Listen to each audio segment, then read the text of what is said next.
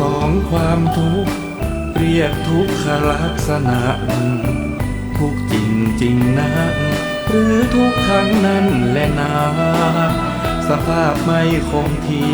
เปลี่ยนไปตลอดเวลาคิดไปคิดมากายารอท่าแต่ทุกข้อสามต่อไปเรียกว่าทุกในตัดเป็นทุกรูปนามกายใจทุกในขันธ์ห้ายิ่งทุกหนึ่งทุกสองทุกสามทุกโอ้ทุกสามกอง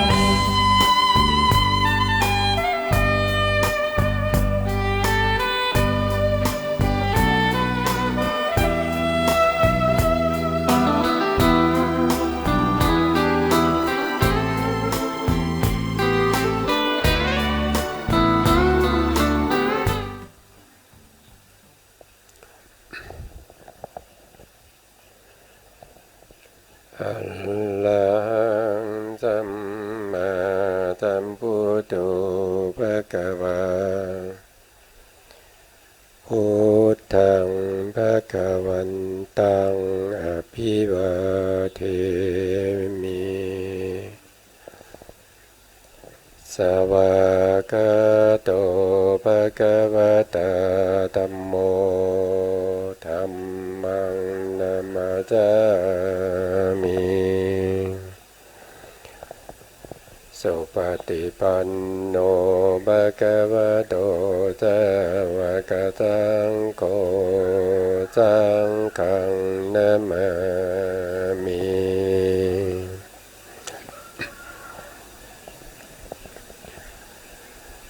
นะโมตัสสะภะคะวะโตอะระหะโตสัมมาสัมพุทธัสสะนะโมตัสสะภะคะวะโตอะระหะโตสัมมาสัมพุทธัสสะนะโมตัสสะภะคะวะโตอะระหะโตสัมมาสัมพุทธัสสะสัมมาสัมพุทธะมัตตุลังสัสสะธัมมกาโนตมังอภิวาทิยาปัสสิสังอภิธรรมตาสังฆังตัทธาวุตตาภิธรรมัตตาจโตทาปรมัตตาโตจิตตังเจตสิกังโลปังนิพพานามิติสัพพทา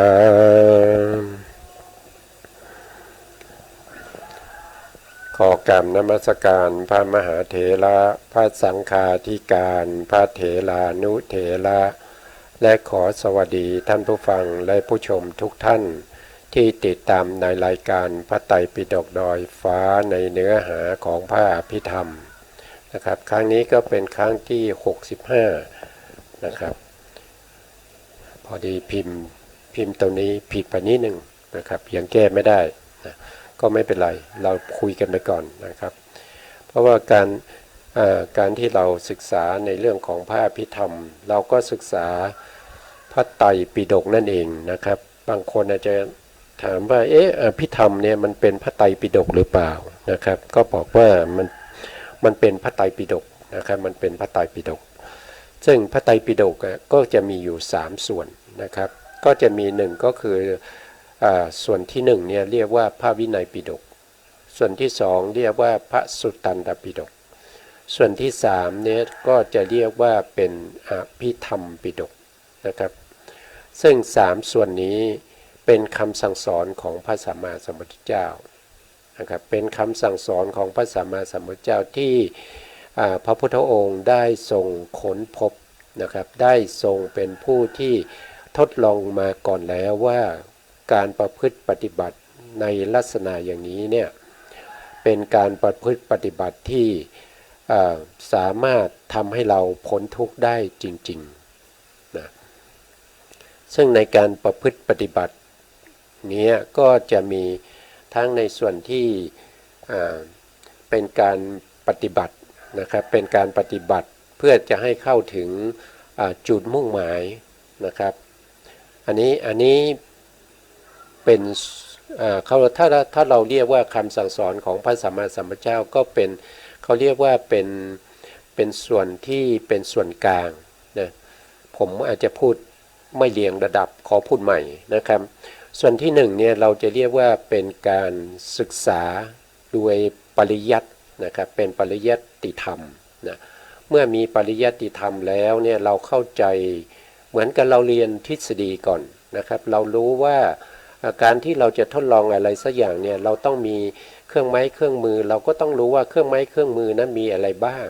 สารที่เราจะเอามาใช้ผสมกันเนี่ยมีอะไรบ้างสัดส่วนเท่าไหร่นะครับผสมกันแล้วนานเท่าไหร่แล้วจะเกิดปฏิกิริยาอะไร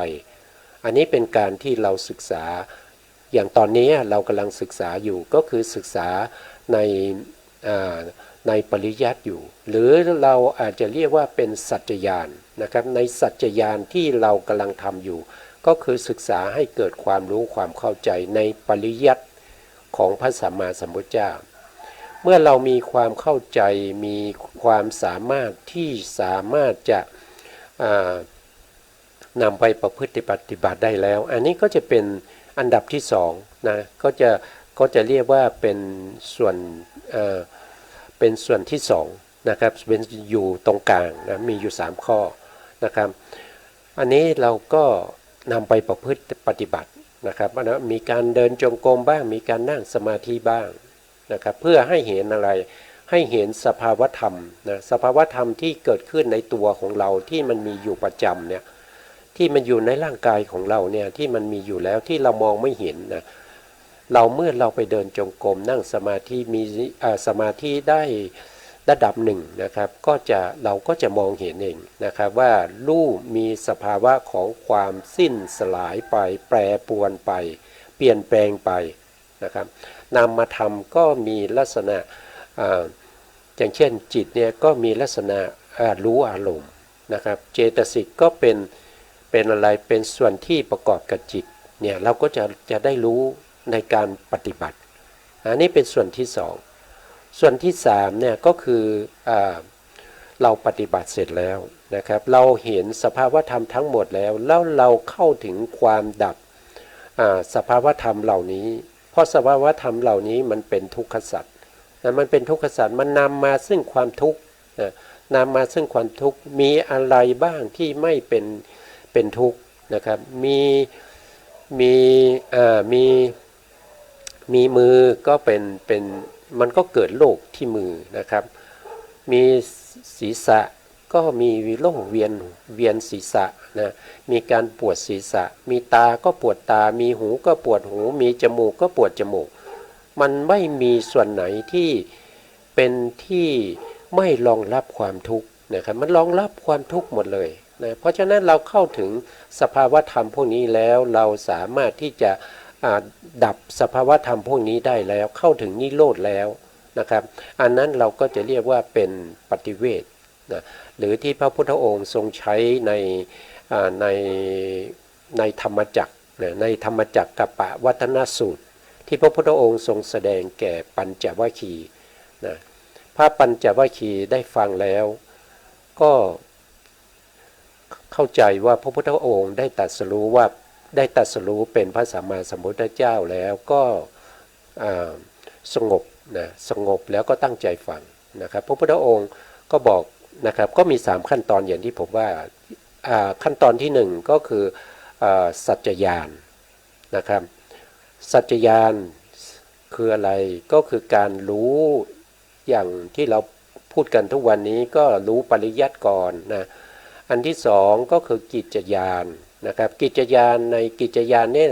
เราควรจะทำอย่างไรกับสิ่งที่เราได้ศึกษาเล่าเรียนมานะถ้าเป็นทุกขสัจเรามีหน้าที่ทำอะไรเราก็มีหน้าที่ในการกำหนดรู้เท่านั้นเองเราไม่มีการไปละมันนะครับทุกขสัจเนี่ยนะทุกขสัจนี้มันเป็นผลแล้วนะมันไม่ใช่เป็นเหตุมันเป็นผลแล้วเพราะฉะนั้นเรามีหน้าที่ในการกำหนดรู้นะ ทุกขสัตว์มีหน้าที่กำหนดรู้นะครับสมุทัยสัตว์เนี่ยเรามีหน้าที่ในการละนะครับนิโรธสัตว์เรามีหน้าที่ในการทำให้แจ้งถ้าเป็นมรรคสัตว์เราก็มีหน้าที่ในการเจริญให้มัน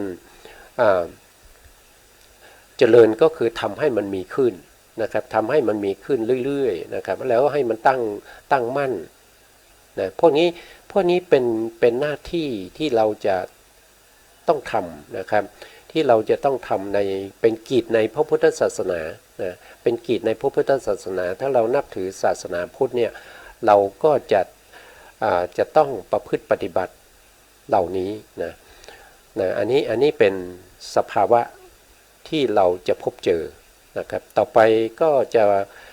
ไปพูดถึงเรื่องที่เราค้างอยู่เมื่อครั้งที่แล้วนะครับที่ต่อจากครั้งที่แล้วนะครั้งที่แล้วก็พูดถึงเรื่องของโพชฌงค์นะโพชฌงค์ก็มีอยู่7ประการด้วยกันนะมีอยู่7ประการแต่ว่าเราก็ยังไม่ทราบว่าจะจำได้หรือเปล่านะครับก็มีอยู่7ประการก็คือ1ก็คือสติสัมโพชฌงค์นะสติสัมโพชฌงค์นะอันนี้เพิ่งพิมพ์เมื่อกี้เนี่ยนะครับก่อนเข้ารายการนะครับก็คือสติสัมโพชฌงค์นะครับสติสัมโพชฌงค์เนี่ยถ้าเราว่าโดยองค์ธรรมนะถ้าเราว่าโดยองค์ธรรมเนี่ยก็คือได้แก่ตัวสตินะครับก็คือตัวสตินะตัวสตินะสตินี่เป็นสภาวธรรมที่ประกอบกับ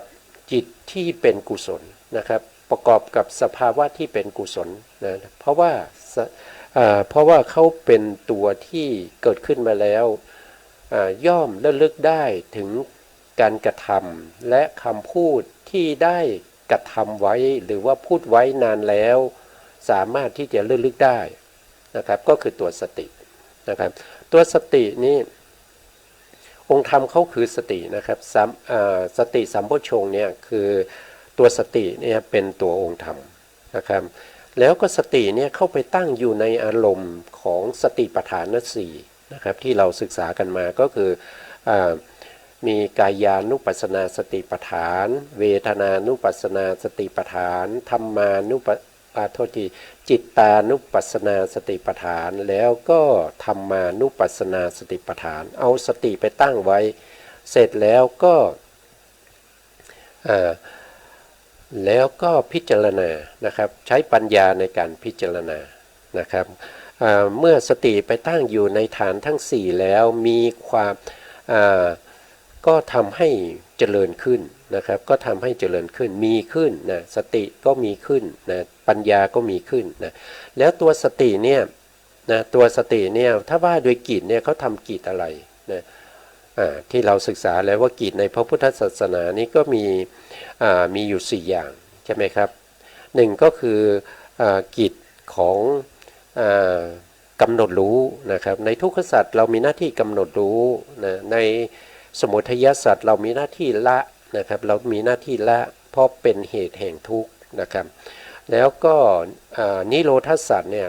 ก็คือพระนิพพานเนี่ยเรามีหน้าที่ในการทำให้แจ้งนั่นก็คือทำให้เราได้เห็นนิพพานนะอันที่4หน้าที่ของเราก็คือเขาเรียกว่าเป็นการเจริญนะครับเจริญคืออะไรก็คือ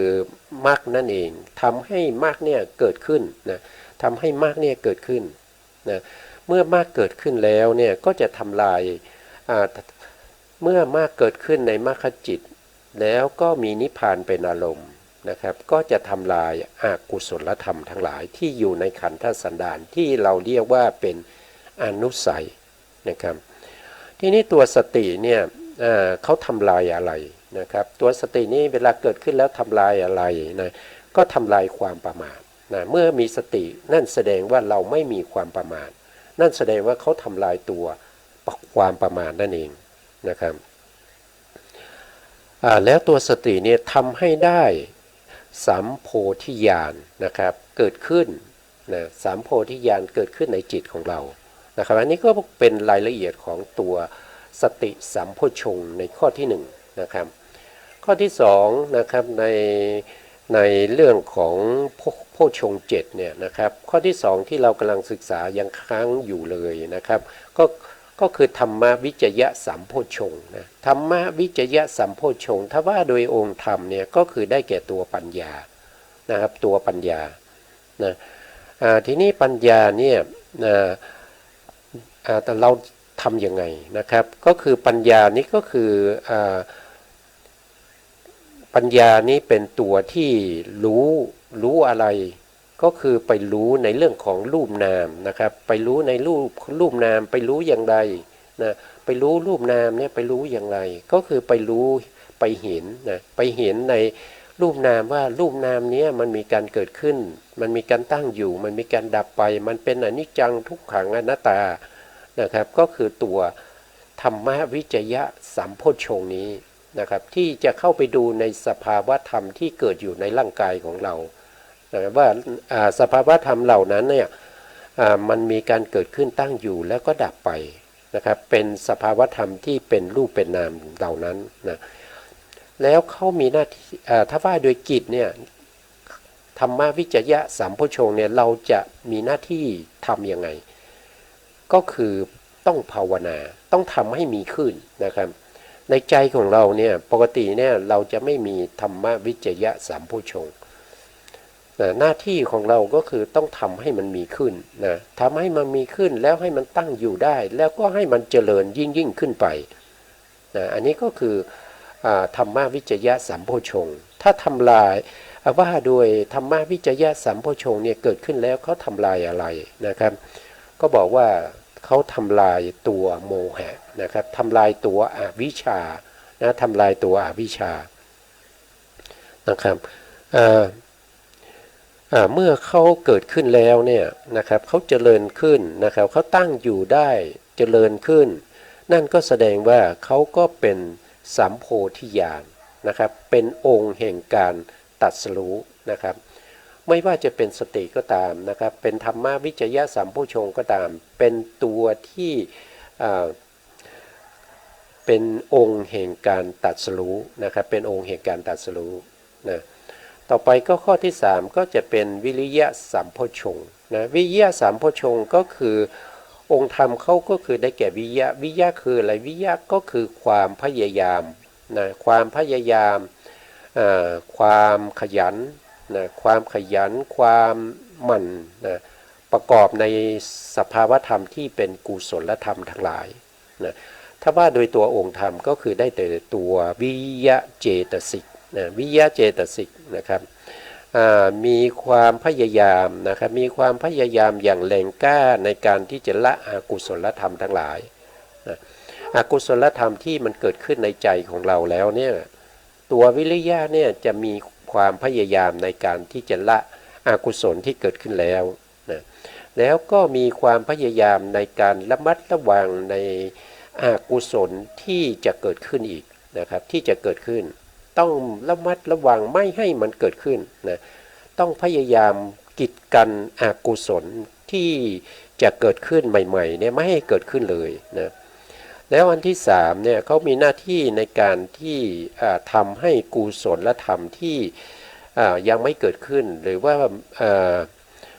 ที่ยังไม่เคยเกิดขึ้นนั้นให้เกิดขึ้นนะให้เขาได้เกิดขึ้นให้กุศลธรรมนั้นได้เกิดขึ้นนะเมื่อกุศลธรรมนั้นได้เกิดขึ้นแล้วเขาต้องมีความพยายามในการที่จะรักษากุศลธรรมนั้นเอาไว้นะครับรักษากุศลธรรมนั้นเอาไว้ไม่ให้กุศลธรรมนั้นดับไปหรือเสียหายไปนะครับนะถ้าว่าโดยกิจเนี่ยวิริยะก็มีหน้าที่ในการที่จะเราเรียกว่าเป็นภาวนากิจก็คือเราต้องทำให้มันมีขึ้นนะครับต้องทำให้วิริยะสัมโพชฌงค์นี้มีขึ้นนะแล้วเขาจะทำลายอะไรเมื่อเขาเกิดขึ้นนะครับก็คือเขาก็จะทำลายอารตินะอารติแปลว่าอะไรก็คือแปลว่าความไม่ยินดีนะครับคือความไม่ยินดีนะครับความไม่ยินดีในการที่จะเจริญในเรื่องของสติปัฏฐาน4นะครับถ้าวิริยะเกิดขึ้นก็จะมีความเพียรในการที่จะเจริญในเรื่องของสติปัฏฐาน4ก็คือละอารตินะอารติคือความไม่ยินดีพอใจในที่จะกระทำในสิ่งที่ควรทำนะต่ ต่อไปก็คือข้อที่4นะครับในข้อที่4เนี่ยก็จะชื่อว่าปีติสัมโพชฌงค์นะปีติสัมโพชฌงค์ถ้าว่าโดยองค์ธรรมก็คือได้แก่ตัวปีตินะครับตัวปีติก็คือตัวเอิบอิ่มใจนะครับตัวเอิบอิ่มใจนะถ้าเรามันจะเกิดกับใจนะครับเมื่อเรารู้สึกว่ามันเกิดความเอิบอิ่มเกิดปีติขึ้นในใจเนี่ยเราก็จะสามารถที่จะรู้ได้นะเราสามารถรู้ได้นะครับปิติเป็นเจตสิกดวงหนึ่งนะครับนะตั้งแต่ที่ผมพูดมาจนถึงข้อที่4สติก็เป็นเจตสิกดวงหนึ่งนะครับแล้วก็ธรรมวิจยะตรงนี้ได้แก่ตัวปัญญานี้ก็เป็นเจตสิกดวงหนึ่งวิริยะก็เป็นเจตสิกดวงหนึ่งตัวปิติก็เป็นเจตสิกดวงหนึ่งนะครับแล้วตัวปิติเนี่ยเมื่อเกิดขึ้นแล้วก็ทำให้จิตใจของเราเนี่ยเกิดความชุ่มชื่นเบิกบานนะครับเอิบอิ่มนะมีความรู้สึกสบายนะแล้วก็ทำให้เราเนี่ยสบายใจนะครับสบายใจได้นะบางทีปิติเนี่ยมีอยู่5อย่างนะครับซึ่งรายละเอียดเราจะได้พูดต่อไปนะครับตอนนี้เรายังไม่พูดถึงนะปีติเนี่ยถ้าว่าโดยหน้าที่เนี่ยเราควรจะทำยังไงนะเมื่อปีติเกิดขึ้นในปีติเนี่ยเขาทำหน้าที่อะไรก็คือเหมือนเดิมนะครับหน้าที่ของเราที่ต้องทำกับปีติก็คือต้องมีการภาวนาก็คือทำให้มันมีขึ้นนะครับถ้าในขณะที่เราไปนั่งปฏิบัติวิปัสสนาอยู่หรือนั่งสมาธิอยู่เนี่ยปิติยังไม่เกิดตอนใหม่ๆเนี่ยเราต้องพยายามที่จะน้อมใจไปนะครับน้อมใจไปใส่ใจในเรื่องของความเอิบอิ่มใจนะครับความชุ่มชื่นใจในอารมณ์ทั้งหลายที่เป็นอิทธารมนะครับอิทธารมนะอิทธารมนะครับต้องทำให้มันมีขึ้นนะแล้วก็ต่อไปนะครับก็จะเป็นปัสสธินะครับปัสสธิก็คือเป็นเจตสิกตัวหนึ่งนะครับปัสสธิเป็นเจตสิกตัวหนึ่งนะแล้วก็มีความเวลาเขาเกิดขึ้นเนี่ยเขาจะมีความสงบนะครับเป็นตัวที่ทำให้เกิดความสงบทั้งกายและใจนะครับทำให้เกิดความสงบทั้งกายและใจนะแล้วก็เป็นกิจเขาก็คือภาวนานะครับเราต้องทำให้เขามีขึ้นนะปัสสัทธินี่เป็นเจตสิกดวงหนึ่งนะที่อยู่ในสัพพจิตตสาธารณเจตสิก19นะเป็นปัสสัทธินะปัสสัทธินี่มีทั้งกายปัสสัทธิแล้วก็จิตตปัสสัทธิครับเวลาเกิดเนี่ยเขาจะเกิดพร้อมกันทั้งกายปัสสัทธิแล้วก็จิตตปัสสัทธินะเวลาเกิดขึ้นแล้วทำลายอะไรนะครับก็คือทำลายความกระด้างนะครับความกระด้างของกายและใจนะทำให้ใจเนี่ยไม่เดือดร้อนนะทำให้เกิดความสม่ำเสมอในจิตแล้วก็เจตสิกที่เกิดร่วมกันนั้นนะครับอันนี้ก็เป็นสัมโพธิเป็นองค์แห่งการตรัสรู้เหมือนกันนะเป็นองค์ที่5นะครับต่อไปองค์ที่6เนี่ยก็คือได้แก่สมาธินะสมาธิสัมโพชฌงค์นะครับสมาธิสัมโพชฌงค์ถ้าว่าโดยตัวองค์ธรรมเนี่ยก็ได้แก่เอกคตาเจตสิกตัวเอกคตาเจตสิกก็จะเป็นเจตสิกที่อยู่ในสัพพจิตตสาธารณเจตสิกนะสัพพจิตตสาธารณเจตสิก7ดวงนะครับเขาจะอยู่ในดวงที่6นะครับดวงที่5นะเขาจะอยู่ประมาณดวงที่5นะครับเดี๋ยวจะเอารายละเอียดแผนภูมิให้ดูนะครับเพราะว่าถ้าไม่มีแผนภูมินี้เราก็จะจินตนาการได้ยากนะครับจินตนาการได้ยากนะคือโพชฌงค์ทั้ง7องค์เนี่ยเป็นตัวเจตสิกทั้งหมดเลยนะครับทีนี้เราพูดถึงสมาธิอยู่เนี่ยสมาธิได้แก่เอกคตาเจตสิกอยู่ที่ไหนนะครับอยู่ตรงนี้นะครับอยู่ตรงนี้ ก็คือดวงที่5นั่นเองนะที่ผมได้พูดไปนะขอย้อนนิดหนึ่งนะครับปัสสัทธิอยู่ตรงไหนปัสสัทธิอยู่ตรงนี้นะครับปัสสัทธิมี2ดวงนะอันนี้เป็นกายปัสสัทธิแล้วก็เป็นจิตตปัสสัทธินะครับมี2ดวงเกิดพร้อมกันนะแล้วก็ปิติอยู่ไหนนะปิติก็จะเป็นปกิณกเจตสิกนะครับก็อยู่ในดวงที่5เหมือนกันก็คืออยู่ตรงนี้นะเป็นเจตสิกดวงหนึ่งนะครับแล้วก็วิริยะนะวิริยะอยู่ตรงไหนวิริยะก็จะอยู่ตรงนี้อยู่หน้าปิตินะครับก็คือดวงที่4ในปกิณกเจตสิกแล้วธรรมวิจยะก็คือได้แก่ตัวปัญญาตัวปัญญาอยู่ที่ไหนตัวปัญญาก็อยู่ในโสภณสาธารณะโสภณเจตสิก25นะครับก็จะเป็นดวงนี้นะอยู่ในโสภณเจตสิกนะครับเป็นดวงที่เป็นดวงสุดท้ายเลยนะครับเรียกว่าเป็นปัญญินทรีย์นะหรือว่าปัญญาหรือว่าเป็นวิชาหรือว่าเป็น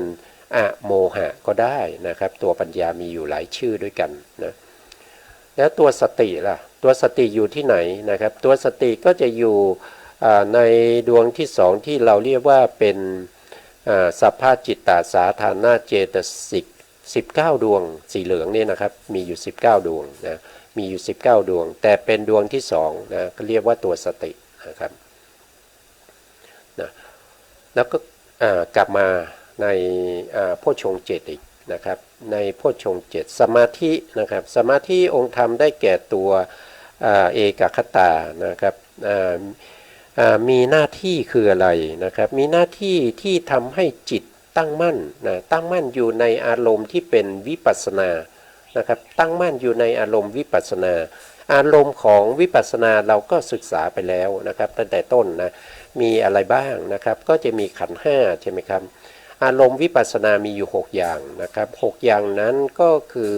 ได้แก่ขันธ์5นะอายตนะ12ธาตุ18อินทรีย์22สัจจะ4ปฏิจจสมุปบาทนะครับองค์12หรือว่าโดยประเภทก็ได้18นะถ้าว่าโดยพิสดารก็ได้แก่ปฏิจจสมุปบาท28นะครับอันนี้ก็เป็นตัวสมาธิต้องไปตั้งมั่นต้องตั้งมั่นอยู่ในอารมณ์เหล่านั้นนะครับมีอารมณ์ที่เป็นวิปัสสนาภูมิเป็นอารมณ์นะทำหน้าที่อะไรทำหน้าที่เราก็จะต้องทำการภาวนาให้สมาธิสัมโพชฌงค์เนี่ยเกิดขึ้นนะหน้าที่ของเราคือภาวนานะครับก็คือทำให้มันมีขึ้นทำให้มันเจริญขึ้นทำให้มันตั้งอยู่ได้มั่นคงนะเป็นหน้าที่ของเรานะครับแล้วเวลาเขาเกิดขึ้นเนี่ยเขาทำลายอะไรนะครับเขาทำลายความฟุ้งซ่านนะความฟุ้งซ่านความที่จิตจับอารมณ์ใดอารมณ์หนึ่งไม่มั่นคงนะครับไม่มั่นคงนะเวลาสมาธิเกิดขึ้นเนี่ยเขาก็จะแน่นอยู่ในกับอารมณ์ใดอารมณ์หนึ่งนะครับที่เป็นวิปัสสนานะครับที่เป็นวิปัสสนาอารมณ์หรือเรียกว่าวิปัสสนาภูมินะครับเพราะว่าเรากำลังเรียนในเรื่องของสัมโพชฌงค์อยู่เพราะฉะนั้นสัมโพชฌงค์ก็ต้องอยู่ในสติปัฏฐาน4สติปัฏฐาน4ก็จะอยู่ในเรื่องของวิปัสสนานะครับในเรื่องของวิปัสสนานะส่วนข้อที่7นะครับส่วนข้อที่7เนี่ยก็คือได้แก่อุเบกขานะครับได้แก่อุเบกขาสัมโพชฌงค์อุเบกขาสัมโพชฌงค์เนี่ยว่าโดยองค์ธรรมเนี่ยได้แก่ตัวตัตตระมัชฌัจจตานะครับไม่ใช่อุเบกขาที่เป็นเวทนานะครับเวทนามีอยู่3อย่างใช่ไหมครับมีสุขเวทนาทุกขเวทนาแล้วก็อุเบกขาเวทนาแต่อุเบกขาตรงนี้ไม่ใช่เวทนานะครับไม่ใช่อุเบกขาเวทนานะครับแต่องค์ธรรมเขาเนี่ยก็คือได้แก่ตัตตระมัชฌัตตาก็คือตัวนี้ได้แก่ตัวนี้จะเป็นตัวที่ทำให้เกิดการตรัสรู้ธรรม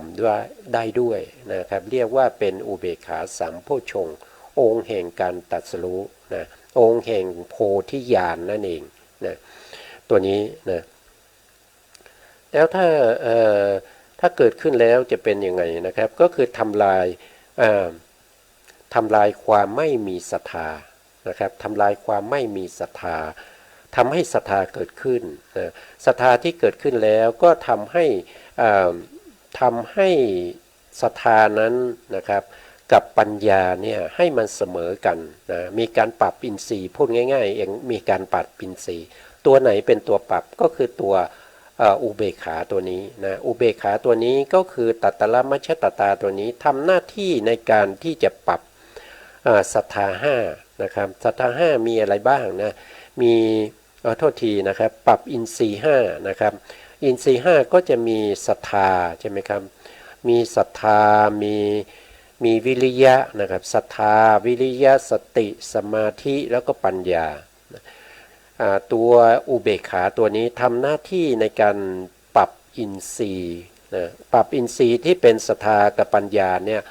ให้เสมอกันนะให้เสมอกันก็คือให้มีกำลังเท่ากันนะไม่ให้ยิ่งหย่อนกว่ากันนะไม่ให้ศรัทธามากเกินไปนะครับปัญญาไม่เกิดนะอย่างนี้นี่จะทำให้เราเกิดความงมงายนะครับเชื่อในสิ่งที่ไม่ควรเชื่อนะแต่ถ้าปัญญามากเนี่ยศรัทธาไม่มากศรัทธาน้อยนะก็จะทำให้เราเนี่ยไม่ลงมือปฏิบัติมีแต่ความสงสัยมีแต่คำถามนะครับมีแต่คำถามถามนู่นถามนี่นะครับถามด้วยตัวปัญญานั่นเองนะครับ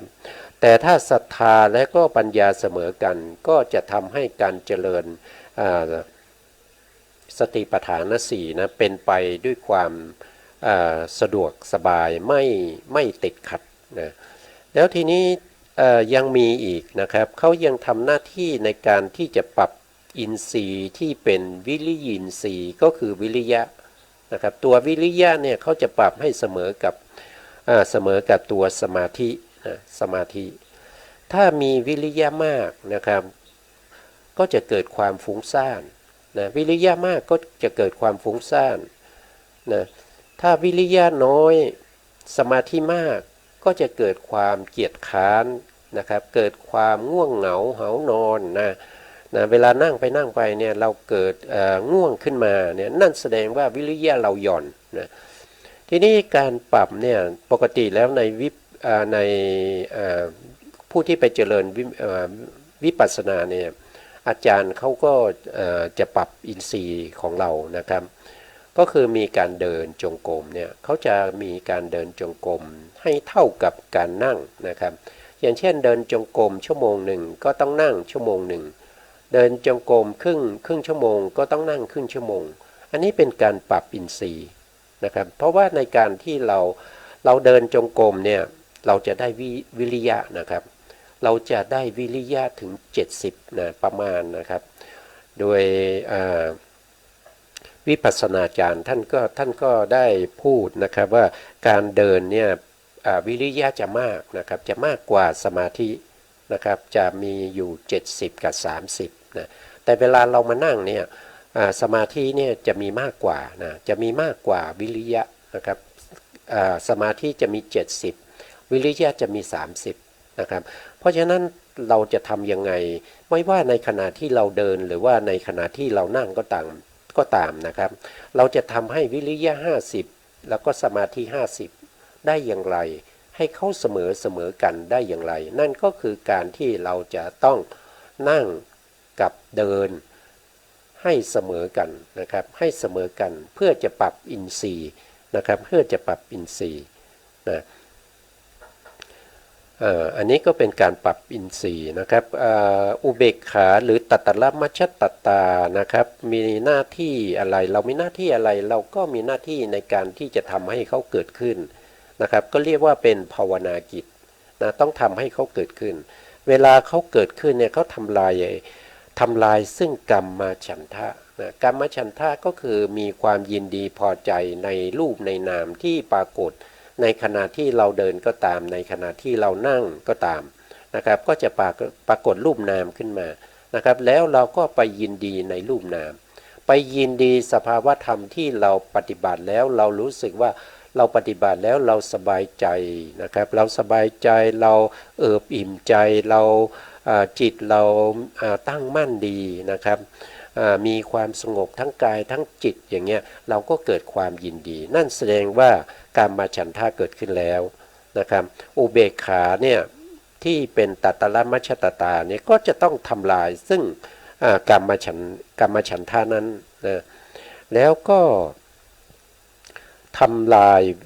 วิจิกิจฉาด้วยนะครับทำลายวิจิกิจฉาด้วยวิจิกิจฉานี่จะทำลายได้ด้วยตัวศรัทธานะครับตัวศรัทธานี่จะทำลายวิจิกิจฉานะแต่ตัวปัญญานี่ก็จะทำลายซึ่งอวิชชานะครับทำลายซึ่งความไม่รู้นะครับทำลายอวิชชานะแล้วก็ตัวเอกคตาเนี่ยเขาทำลายทั้งที่เป็นกรรมฉันทะกรรมฉันทะด้วยทำลายซึ่งอุทจจะด้วยกุกุจจะด้วยนะครับแล้วก็วิริยะเนี่ยเขาจะทำลายถีนมิทะทำลายถีนมิทะเพราะฉะนั้นอินทรีย์สี่ตัวนี้นะครับก็คือศรัทธาปัญญาคู่ศรัทธาในคู่กับปัญญานะครับต้องเสมอกันแล้วก็วิริยะคู่กับสมาธิก็ต้องเสมอกันเสมอในที่นี้ผมหมายถึงว่ากำลังของสมาธินะครับกำลังของเขาเนี่ยจะต้องเท่ากันนะครับไม่มีใครที่ยิ่งกว่าหรือว่าหย่อนกว่านะครับถ้าเราสามารถทำได้ทั้งที่เป็นศรัทธาก็เสมอกับปัญญาแล้วก็ยังไปเสมอกับวิริยะแล้วก็สมาธิด้วยทั้ง4องค์นี้เสมอกันอย่างนี้นะครับก็จะเข้าถึงองค์แห่งการตรัสรู้ที่เป็นอุเบกขาสามโพชฌงค์นะบางท่านจะถามว่าอินทรีย์มี5นะครับทำไมพูดแค่4อย่างนะครับพูดแค่วิริยะแล้วก็สมาธิศรัทธากับปัญญาแล้วก็หายไปไหนตัวหนึ่งนะครับตัวที่หายไปก็คือตัวสตินะครับตัวสติเนี่ยเป็นสัตทินรีย์นะครับเป็นอินทรีย์ตัวหนึ่งแต่ตัวสตินี้ต้องทำให้มันมีมากขึ้นนะให้มันมากยิ่งกว่าศรัทธามากยิ่งกว่าปัญญามากยิ่งกว่าวิริยะแล้วก็มากยิ่งกว่าสมาธิตัวสติจะต้องเป็นตัวที่นำหน้านะครับตัวสติเป็นตัวที่นำหน้าเมื่อตัวสติเป็นตัวที่ทำหน้านี้ก็จะช่วยตัดตระมัชฌตตาในการที่จะปรับอินทรีย์ทั้ง4เนี่ยให้เสมอกันนะครับถ้าขาดสติเนี่ยตัวตัตตระมัชฌตตาเนี่ยจะพยายามในการปรับยังไงก็ตามนะครับมันก็จะปรับได้ไม่สมบูรณ์นะไม่สมบูรณ์นะเพราะฉะนั้นต้องมีสติเป็นตัวช่วยด้วยนะต้องมีตัวสติเนี่ยเป็นตัวช่วยมีวิริยะเป็นตัวที่ค้ำจูนเอาไว้นะครับค้ำจูนเอาไว้นะมีปิติเป็นตัวที่ไปหล่อเลี้ยงนะครับไปหล่อเลี้ยงนะหล่อเลี้ยงสภาวะการที่เรากำลังภาวนาต้องมีปิติหล่อเลี้ยงนะถ้าไม่มีปิตินะครับไม่เกิดความสุขความเอิบอิ่มใจนะไม่เกิดความเบิกบานใจไม่สงบอย่างนี้เนี่ยมันจะไม่เข้าถึงสามโพชฌงค์นะครับไม่เข้าถึง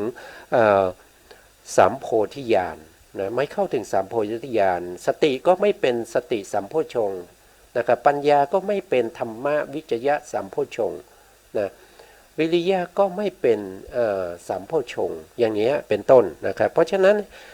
ทุกตัวเนี่ยเขาจะมีหน้าที่นะเขาจะมีหน้าที่นะครับเขาจะมีหน้าที่ในการที่ช่วยเหลือซึ่งกันและกัน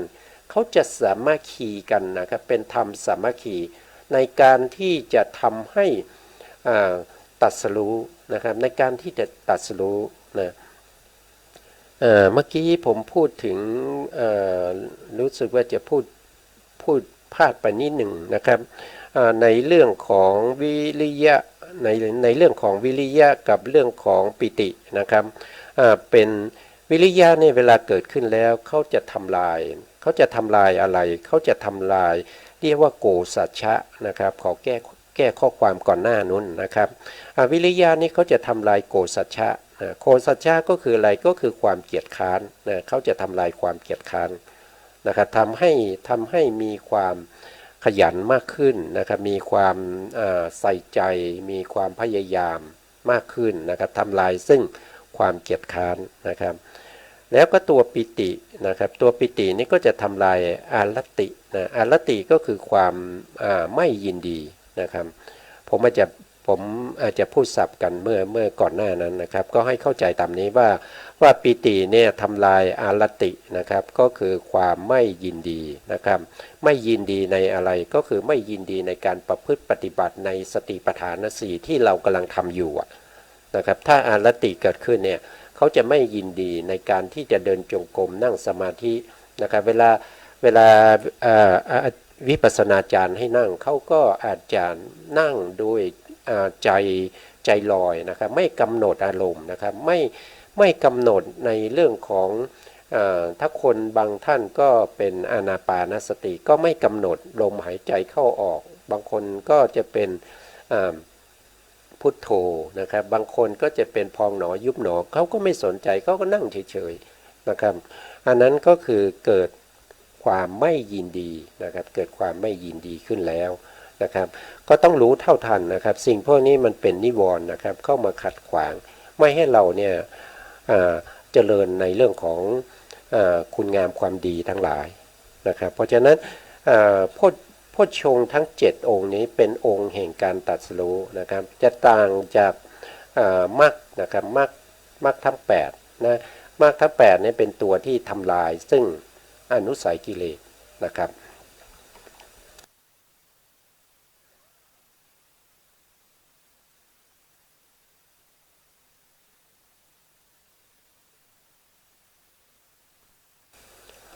นะครับก็แตกต่างกันนะครับระหว่างโพชฌงค์7กับมรรคมีองค์8เนี่ยแต่ทั้งโพชฌงค์7และมรรคมีองค์8นะครับก็จะเป็นตัวที่สนับสนุนนะอย่างโพชฌงค์7เนี่ยเขาก็จะมีหน้าที่ในการที่สนับสนุนให้มรรคมีองค์8เนี่ยเกิดขึ้นนะครับเกิดขึ้นแล้วก็มีหน้าที่ในการที่จะไปประหารอนุสัยกิเลสที่อยู่ในขันธสันดานของเรานะครับก็จะเป็นในลักษณะนี้เขาจะสามัคคีกันนะเขาจะแล้วก็สติสัมโพชฌงค์เนี่ยจะมีเริ่มตั้งแต่ครั้งแรกตั้งแต่เราได้วิปัสสนาญาณนะครับตั้งแต่เราได้วิปัสสนาญาณต้นๆนะครับอย่างเช่นถ้าเราเห็นรูปเห็นนามเนี่ยได้ญาณที่1เนี่ยนะครับโพชฌงค์7นี้ก็จะเริ่มมีแล้วแต่เป็นโพชฌงค์ที่มีกำลังอ่อนนะมีกำลังอ่อนอยู่นะครับโพชฌงค์เนี่ยจะมีกำลังมากขึ้นก็ต่อเมื่อเราเจริญวิปัสสนาไปถึงญาณระดับสูงนะครับ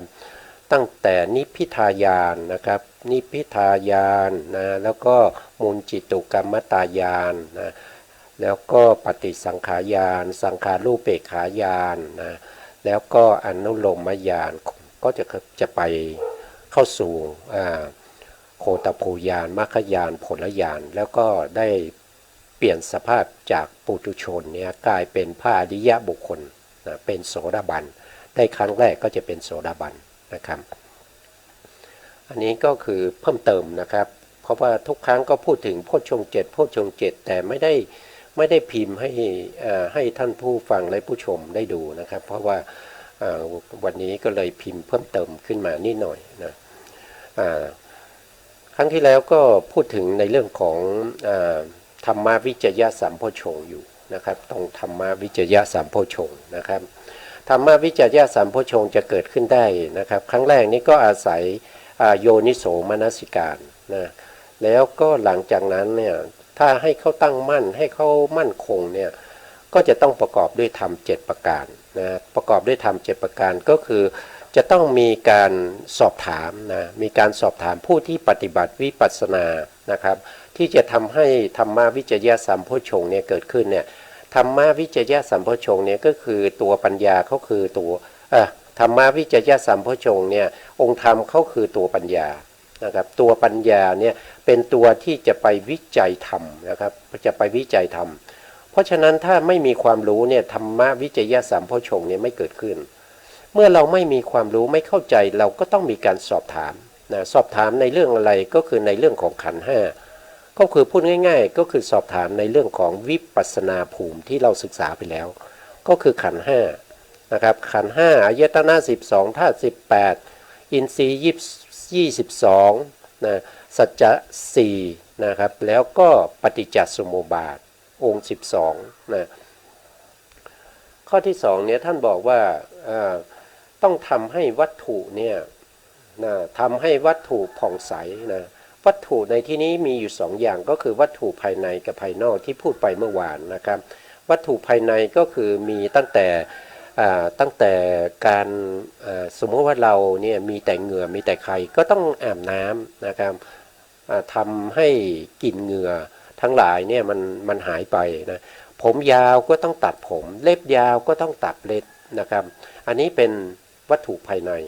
นะครับต้องทำให้สละสลวยสะอาดเรียบร้อยนะครับแล้วถ้าเป็นวัตถุภายนอกก็เช่นที่อยู่อาศัยนะครับต้องทำความสะอาดนะทำความสะอาดไม่ให้มีฝุ่นนะแล้วก็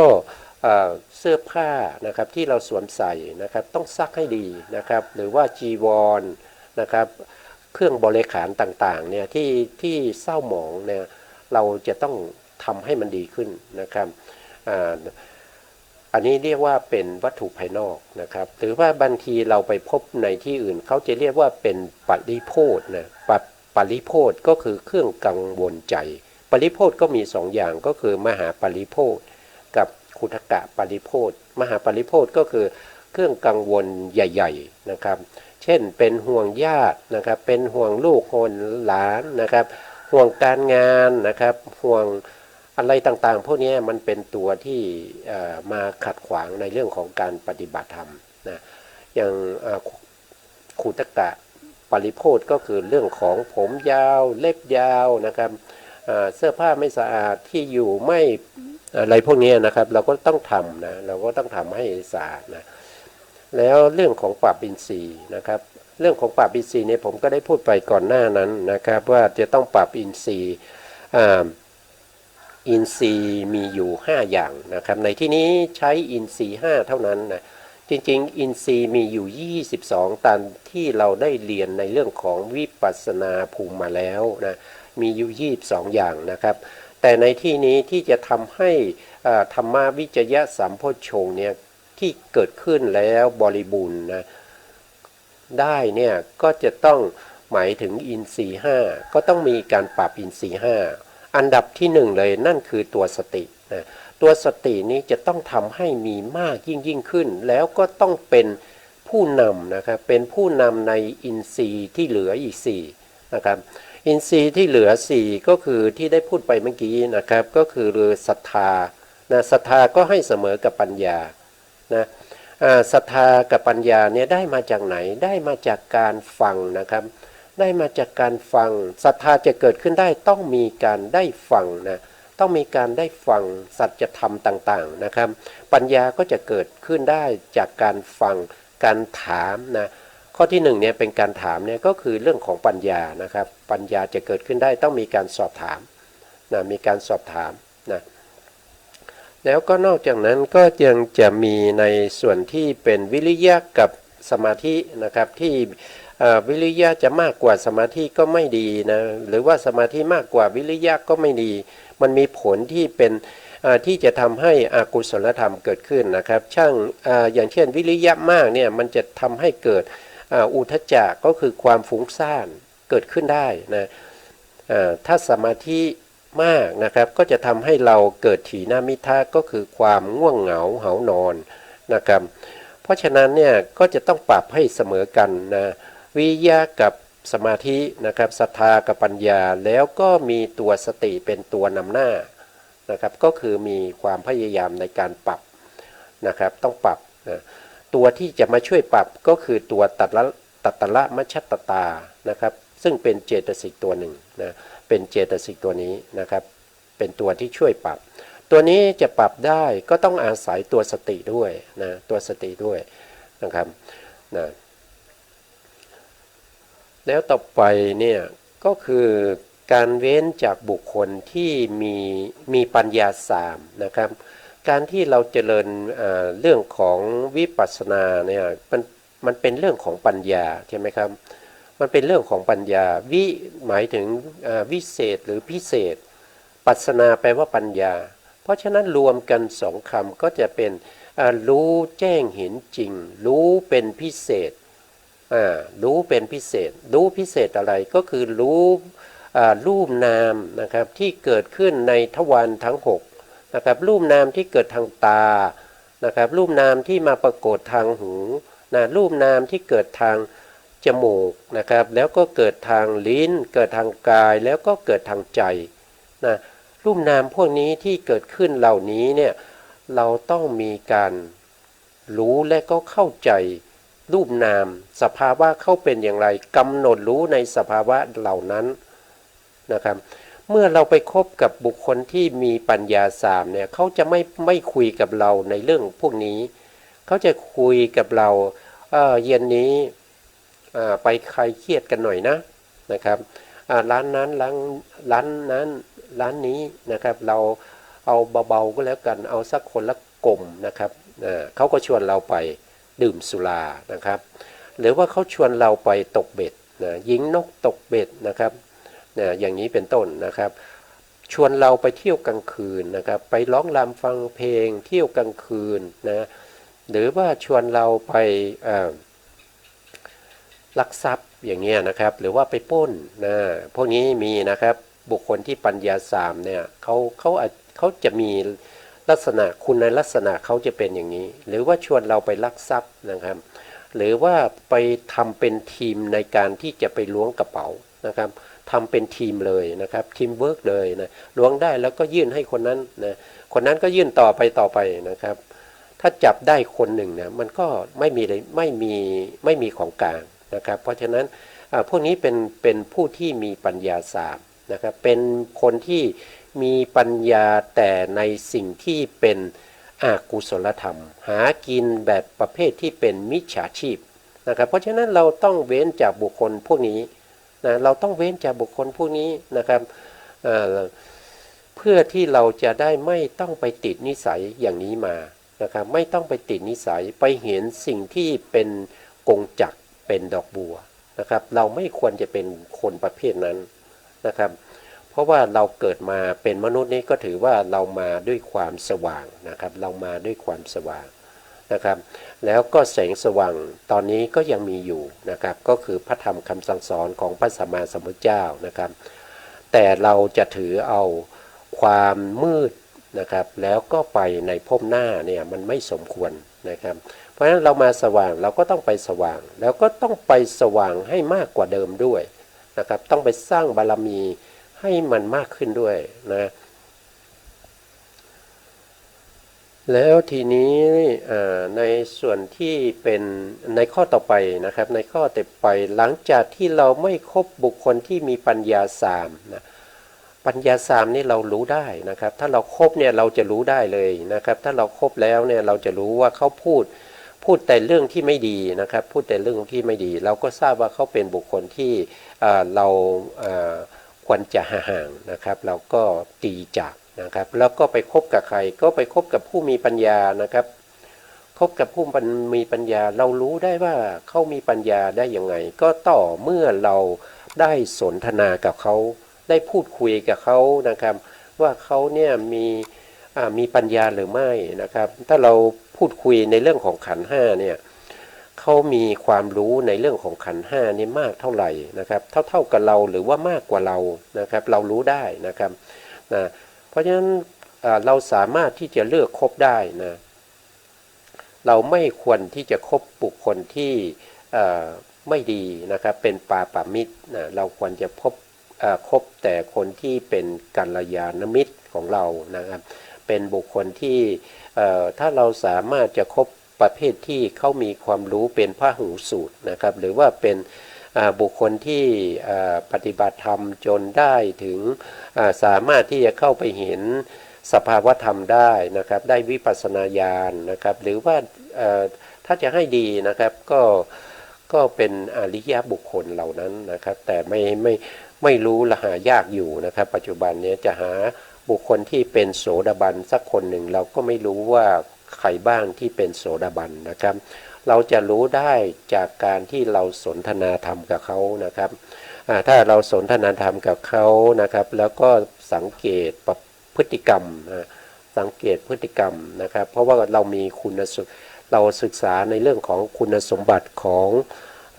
องโสดาบันมาแล้วนะครับเพราะฉะนั้นก็เราก็สามารถที่จะรู้ได้ว่าเขาเป็นโสดาบันหรือไม่นะครับอันนี้ก็เวลาหมดนะครับเวลาหมดอีกแล้วนะครับเวลาหมดแล้วนะเพราะนั้นเวลาหมดก็ต้องคืนเวลาให้ทางสถานีนะครับเพราะว่าถ้ากินเวลาของผู้อื่นก็จะไม่ดีนะครับเพราะฉะนั้นก็ขอลาเลยนะครับครับสุดท้ายนี้นะครับก็ขอกราบขอบพระคุณพระครูสมุทรวิสุวัตรวรกิจโจผู้ในการสถานีวิทยุ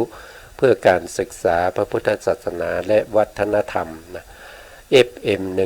104.5 เมกะเฮิรตซ์วัดฝายหินจังหวัดเชียงใหม่แล้วก็ขอบคุณ